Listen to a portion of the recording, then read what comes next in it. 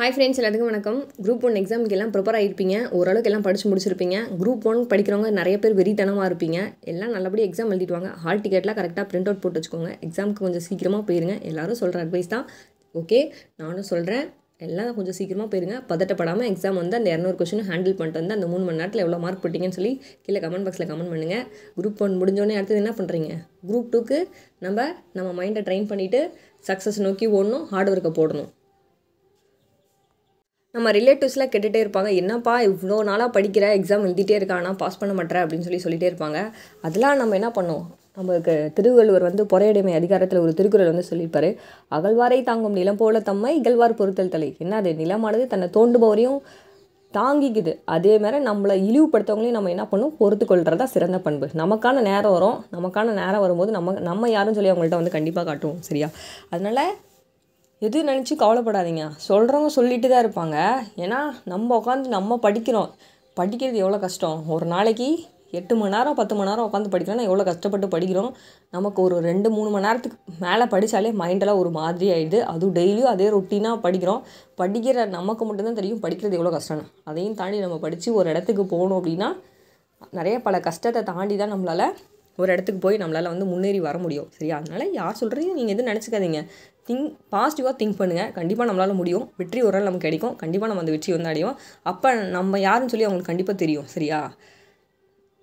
சரி, group 2 follow பண்ணுறீங்க அப்படின்னா ஒரு டெஸ்ட் பேட்ச் போடுங்கப்பா. ஒரு ஃபுல் டெஸ்ட் கண்டிப்பாக.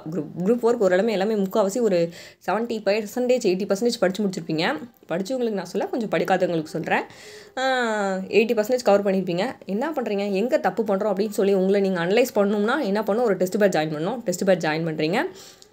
எங்கே நான் வந்து வீக்காக இருக்கேன், ஜாகிரஃபி வீக்காக இருக்கேனா, இல்லை வந்து தமிழில் வீக்காக இருக்கேனா. தமிழ் எல்லாமே ஓரளவுக்கு ஸ்ட்ராங்காக இருப்பீங்க. மேக்ஸும் ஸ்ட்ராங்காக இருப்பீங்க. தமிழில் 95 போகிற அளவுக்கு எல்லாமே வந்திருப்பீங்க. மேக்ஸும் ஒரு 23 சம்ஸ் வந்து போகிற மாதிரி வந்திருப்பீங்க.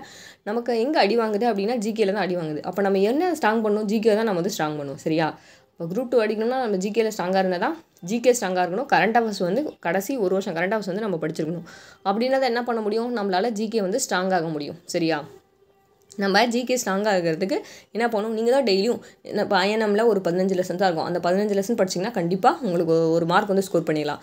அதே மாதிரி ஜாகிரஃபி 9th 10th ஜாகிரஃபி நல்லா இம்பார்ட்டன்ட், அது படிச்சுக்கோங்க. அதே மாதிரி எக்கனாமிக்ஸு, அதே மாதிரி என்ன பண்ணுறீங்க, சயின்ஸு 9th 10th சயின்ஸ் நல்லா படிச்சுக்கோங்க. ஓகேவா?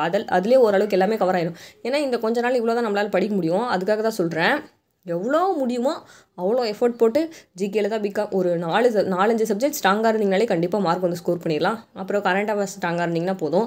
ஆனால் கரண்ட் அஃபேர்ஸ்க்கு கடைசி ஒரு வருஷம் கரண்ட் அஃபேர்ஸ் படித்தா தான் நீங்கள் உங்களால் ஆன்சர் வந்து பண்ண முடியும். டெஸ்ட் பேட்ச் போடுங்க. எந்த சப்ஜெக்ட்டில் வீக்காக இருக்கீங்களோ அதை வந்து நீங்கள் இம்ப்ரூவ் பண்ணிக்க பாருங்கள். ஓகே, என்னால் டெஸ்ட் பேட்ச் போட முடியலன்னா டெய்லியும் நீங்களே ஒரு டெஸ்ட் ஷெட்யூல் போட்டு டெய்லியும் மேக்ஸ் ஃபாலோ பண்ணணும். தமிழ் படிக்கிறீங்க, அடுத்தது ஜிகே டெய்லியும் கண்டிப்பாக படிச்சுட்டே தான் இருக்கணும். காலையில் படிக்க முடியல, ஹவுஸ் ஒய்ஃபாக இருக்கீங்க அப்படின்னா நைட் ஸ்டடி ஃபாலோ பண்ணுங்கள். நைட் ஸ்டடி படிச்சுட்டு காலையில் கொஞ்சம் 6 மணிக்கு எழுதுறீங்க, அதுக்கப்புறம் படிக்க ஆரம்பிங்க. ஏன்னா வீட்டில் வேலையெல்லாம் செஞ்சுட்டு படிக்கிறது எவ்வளோ கஷ்டம்னு எனக்கும் தெரியும். ஏன்னா உங்களுக்கு காலையில் 6 மணிக்கு ஆரம்பிச்சிங்கன்னா 10 o'clock வரைக்கும் பசங்களை ஸ்கூலில் அனுப்புகிற வரைக்கும் உங்களுக்கு 10 o'clock வரைக்கும் ஒர்க் இருக்கும். அதுக்கப்புறம் இன்னும் கொஞ்சம் ஒர்க்கும் இருக்கும். அப்புறம் டயர்ட் ஆகிடுவீங்க. ஒரு மணி நேரம் ரெஸ்ட் எடுத்துகிட்டு ஒரு 2 hours 3 hours 4 hours டைம் கிடைக்கும் திருப்பி பசங்க வரதுக்குள்ளே. அப்போ நம்ம என்ன பண்ணலாம், அதுக்குள்ளே கொஞ்சம் டைம் கிடைக்கும். அப்போ படித்து முடிச்சுட்டு நம்ம ரொட்டீன் வந்து திருப்பி ஸ்டார்ட் பண்ணால் கரெக்டாக இருக்கும். அப்புறம் நைட்டு ஒரு 2 மணி நேரம் ஹவுஸ் ஒய்ஃப் ஸ்டூடெண்ட்ஸ் இவ்வளோ தூரம் நீங்கள் ஸ்டடி பண்ணி படிச்சிங்கனாலே போதும்ப்பா. சரியா? கொஞ்சம் நேரம் கிடச்சிதுன்னா போய் வீக்கெண்டில் டெஸ்ட் போட்டு பாருங்கள். அப்படின்னா தான் உங்களை வந்து இம்ப்ரூவ் பண்ணிக்க முடியும். நம்மளை எவ்வளோ இம்ப்ரூவ் பண்ணிக்கிறோமோ அவ்வளோதான் நம்ம வந்து டெஸ்ட்டில் மார்க் வாங்க முடியும். ஓகேவா? இந்த அட்வைஸ் உங்களுக்கு பிடிச்சிருக்குன்னு நினைக்கிறேன். தேங்க்யூ.